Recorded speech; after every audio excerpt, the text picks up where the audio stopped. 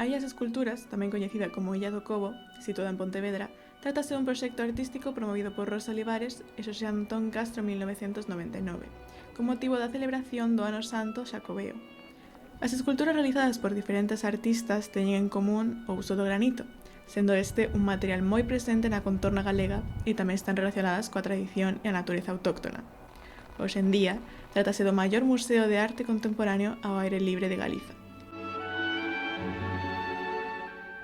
É un parque natural perfecto para pasear en familia, sair a correr, andar en bicicleta, ler, pasear ao can, tomar o aire e disfrutar das pistas do río Lérez. ¿Vienes mucho a la isla de las esculturas? Bueno, sí, cando fai bo día, así para descansar, para pasear. Con mis amigos a tomar el sol, a hacer picnic. Vengo a pasear al perro.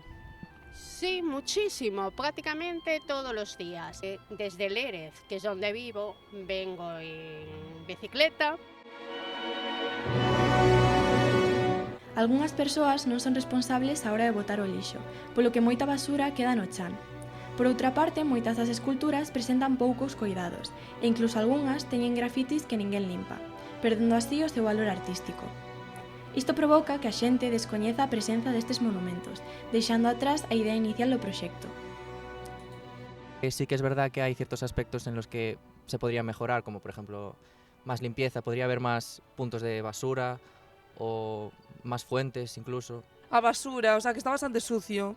Tipo, hai moito lixo tirado polo chan, tamén o río. Hai veces que si te asomas que se ve así sucio. Por aquí sí que no tengo dónde poner la bici, entonces la llevo más bien hacia la Cruz Roja allí. Me gustaría que hubiese más sitios donde tirar las cacas, algún espacio cerrado también para perros, para poderlos tener sueltos.